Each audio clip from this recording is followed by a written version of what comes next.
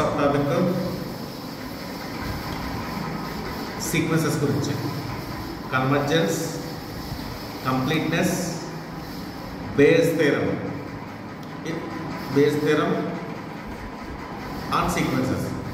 Sequence convergence అంటే ఏంటి చెప్పాలి, అలాగే మెట్రిక్ స్పేస్లో కంప్లీట్నెస్, మెట్రిక్ స్పేస్ ఎప్పుడు కంప్లీట్ అవుతుంది, దాని మీద డిపెండ్ అయిన బేస్ థియరం చెప్పాలి. ఇక్కడ ఫస్ట్ మనం మెట్రిక్ స్పేస్ యూజ్ చేసుకుని మెట్రిక్ స్పేస్లో సీక్వెన్స్ డిఫైన్ చేయాలి. సీక్వెన్స్ డిఫైన్ చేసిన తర్వాత దాని రేంజ్ సెట్ చెప్పాలి, అది ఎప్పుడు కన్వర్జెంట్ అవుతుంది.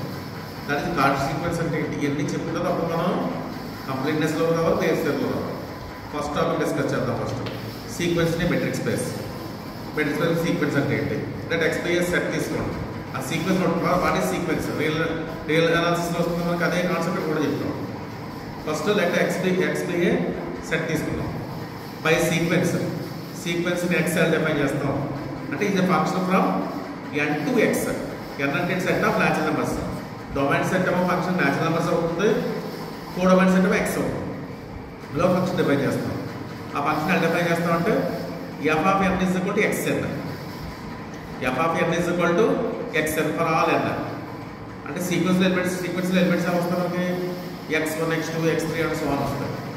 ఆ నోటేషన్ ఎలా రాయొచ్చు సీక్వెన్స్ అంటేను, అయితే సెట్ ఆఫ్ ఎక్స్ అని రాయొచ్చు, ఎపిసోడ్ 1, 2 అండ్ సో అని చెప్పి ఇట్లా సబ్స్క్రిప్షన్ వచ్చేసి లేదంటే అది వచ్చేది ప్రాబ్లం. బట్ సీక్వెన్స్ మన నోటేషన్ అంటే ఎక్స్ఎన్. ఎక్స్ఎన్ ఇది సీక్వెన్స్ అంటే ఎన్ని వాల్యూస్ ఎక్కడ నుంచి ఇవ్వాలి, 1 నుంచి.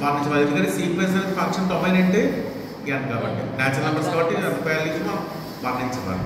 Next range of the sequence. Sequence range అంటే ఏంటి అంటే సపోజ్ ఒక సీక్వెన్స్ని f of n is equal to -1 అని డిఫైన్ చేశారు.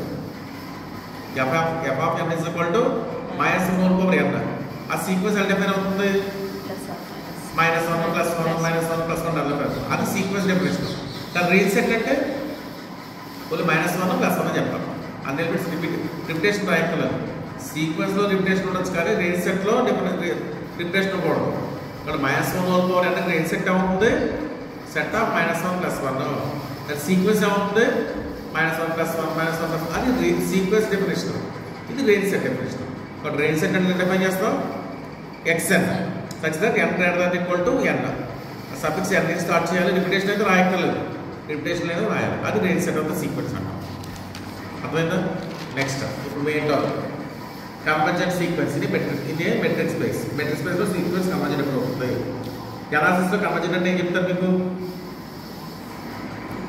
అనాలిసిస్లో కన్వర్జెంట్ అంటే modulus of xn - x less than epsilon లేకపోతే xn - l less than epsilon for all n > n అని చెప్తారు. అంతే కదా, l ప్లస్ ఇక్కడ x పెడతాం.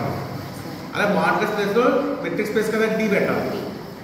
అర్థమైందా, d ఆఫ్ x y అన్న మాడ్యులస్ ఆఫ్ x - y ఉంటాయి కాబట్టి ఇక్కడ మాడ్యులస్ ప్లేస్ పెట్టాలి, d పెట్టాలి. బట్ డెఫినేషన్ చూడండి, అంటే x, d be a metric space. x and b is sequence in x is said to be convergent. ఎప్పుడు convergent అవుతుంది, if there exists x belongs to x. దేనికి element చేస్తే convergent అవ్వాలి, element కూడా x లో ఉండాలి, బయట ఎక్కడ ఉండకూడదు. సీక్వెన్స్ కన్వర్జెంట్ x అంటే అవ్వాలి, ఆ లిమిట్ అంటాం కదా, లిమిట్ కూడా ఏంటి ఉండాలి మనకి, అదే మెట్రిక్ స్పేస్ లో ఉండాలి. there is x belongs to x such that d of xn, x less than epsilon for all n > N. అంటే సమ్ స్టేజ్ దాటిన తర్వాత సీక్వెన్స్లో ఎలిమెంట్స్ దేని నియర్గా రావాలి, ఎక్స్ నియర్ రావాలి. అంటే ఫర్ ఆల్ n > n అంటే క్యాపిటల్ N. అంటే n value capital N, capital N + 1, capital N + 2 ఇచ్చేవరకు ఎక్స్ క్యాపిటల్ N అది ఎక్స్ నియర్గా రావాలి. ఎక్స్ సఫిక్స్ m + 1 ఎక్స్ నియర్గా రావాలి. ఎక్స్ సఫిక్స్ m + 2 ఎక్స్ నియర్గా రావాలి. అంటే సమ్ స్టేజ్ దాటిన తర్వాత అంటే దేని నియర్ రావాలి, ఎక్స్కి నియర్గా రావాలి. వస్తే అప్పుడు ఆ సీక్వెన్స్ కన్వర్జెంట్ అంటే. ఎప్పుడు మీరు సింపుల్గా అనాలిసిస్లో కానీ ఈ మెట్రిక్ స్పేస్ కూడా గుర్తుపెట్టుకోవాలి. కన్వర్జెంట్ అంటే సమ్ స్టేజ్ దాటిన హోల్డ్ అవుతుంది.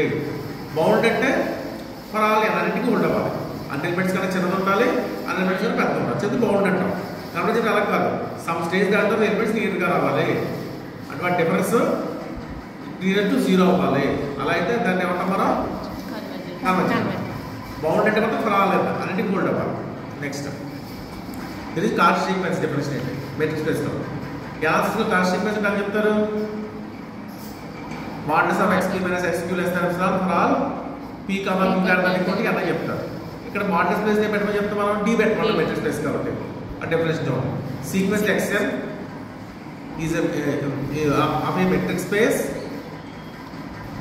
is said to be a Cauchy sequence if for each epsilon greater than 0 there exists n belongs to n such that d of xn comma xm less than epsilon for all n comma n greater than equal to n.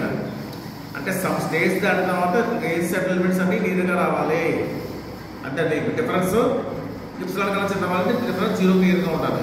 అంటే n suffix n దాటిన తర్వాత నుంచి elements range ఎలా రావాలి, elements క్లియర్గా రావాలి. ఒకసారి sequence ఉంటాం మనం కార్డ్ సీక్వెన్స్. ఇప్పుడు ఎంత చెప్పాను బౌండ్ అంటే ఏం చెప్పాను నేను ఫలాలు అంటున్నాను. అది కూడా ఇప్పుడు రాశాను ఇక్కడ. ఒక సీక్వెన్స్ ఎప్పుడు బౌండ్ అవుతుంది దాని రేంజ్ సెట్ బౌండ్ అవ్వాలి. అంటే రేంజ్ సెట్లో స్మాలెస్ట్ ఎలిమెంట్ చెప్పగలుగుండాలి, లాస్ట్ ఎలిమెంట్ చెప్పగలుగుతాం. చెప్పుకుంటే రేంజ్ సెట్ కనుక బౌండ్ అయితే ఇప్పుడు ఆ సీక్వెన్స్ అంటాం బౌండెడ్ సీక్వెన్స్ అంటాం. అర్థమైందా? ఫస్ట్ నోట్ చేసుకోండి.